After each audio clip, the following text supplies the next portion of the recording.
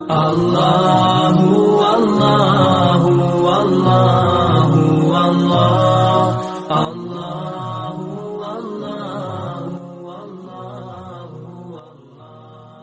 السلام علیکم ورحمۃ اللہ وبرکاتہ۔ الحمد للہ رب العالمین، اللہم صلی علی محمد۔ میرے معزز سامعین کرام، آپ کے سامنے آج سورہ بقرہ کی آیت نمبر 22 پڑھوں گی۔ الذی جعل لکم الارض فراشا والسماء بناء وانزل من السماء ماء فاخرج به من الثمرات رزقا لکم فلا تجعلوا للہ اندادا وانتم تعلمون۔ مختصر حمد و ثنا کے بعد آپ کے سامنے اس کا سادہ ترجمہ پیش کرتی ہوں۔ الذی جعل لکم، وہ ذات جس نے بنایا تمہارے لیے، الارض زمین کو، فراشن فرش بچھونا، والسماء بناء اور آسمان کو تمہارے لیے ایک سائبان چھت مقرر کر دیا، وانزل من السماء ماء اور آسمان سے تمہارے لیے پانی اتارا، فاخرج به اور اس پانی کے ذریعے نکالا، من الثمرات پھلوں سے، رزقا لکم تمہارے لیے روزی، فلا تجعلوا للہ تو پھر نہ تم بناؤ اللہ کے لیے، اندادن کوئی شریک، کوئی ساتھی، وانتم تعلمون اور تم اس بات کو جانتے ہو۔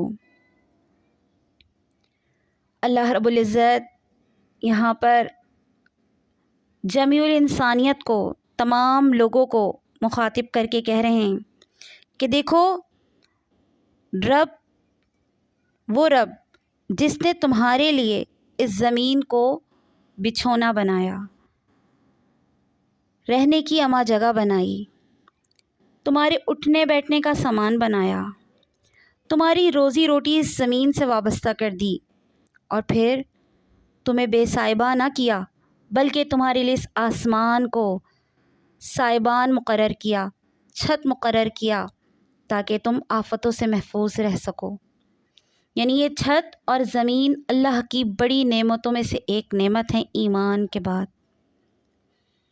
ایمان کی شناخت کے بعد، ایمان کی حلاوت کو حاصل کر لینے کے بعد، یہ زمین جس پہ ہم چلتے ہیں، قدم رکھتے ہیں، زمین نہ ہوتی یا زمین ٹھہری ہوئی نہ ہوتی تو ہم کیسے ڈولتے پھرتے، گھومتے پھرتے، گرتے لپکتے ادھر سے ادھر۔ تو اللہ نے اس زمین کو ٹھہراؤ کے ساتھ ہمارے لیے فرش بنایا، بچھونا بنایا، اور اس آسمان کو اللہ رب العزت نے ہمارے لیے ایک سائبان بنایا۔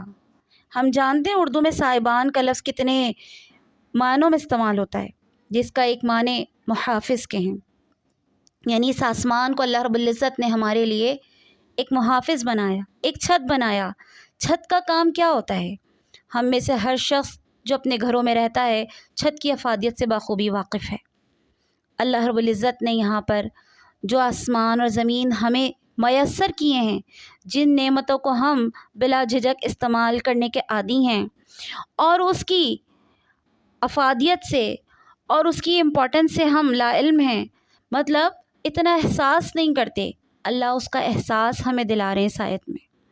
پھر اللہ کہتے ہیں میں نے تمہیں دیکھو پانی دیا، میٹھا پانی، پینے کے لائق پانی، زندگی بخش پانی، جس پانی کو تم پیتے ہو اس پانی کے ذریعے اللہ رب العزت نے تمہارے لیے ثمرات، تمہارے لیے پھل اگائے۔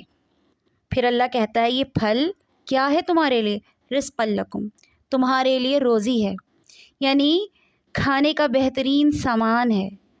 اللہ رب العزت بڑے ہی پیارے اور محبت بھرے انداز میں اپنی نعمتوں کا احساس دلا رہے ہیں تمام لوگوں کو۔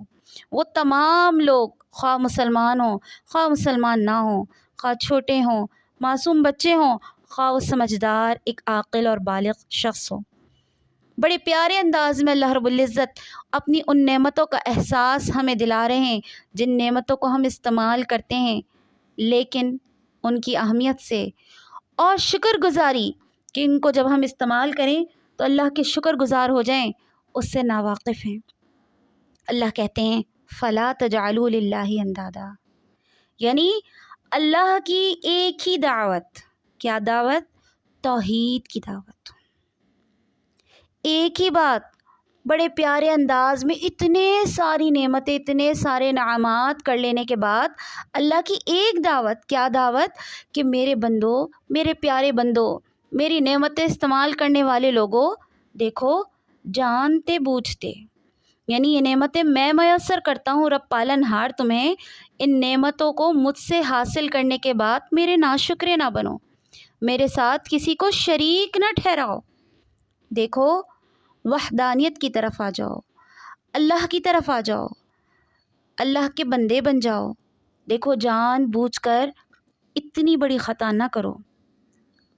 اللہ رب العزت سے ہماری یہ دعا ہے کہ اللہ کی نعمتوں کو استعمال کرتے ہوئے ہم عاجزی سے اللہ کے سامنے جھکنا سیکھیں، اللہ کی نعمتوں کی قدر کرنا سیکھیں.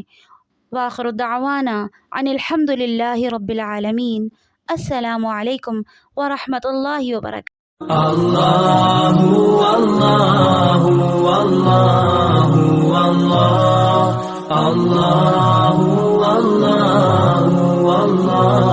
اللہ اللہ اللہ اللہ اللہ اللہ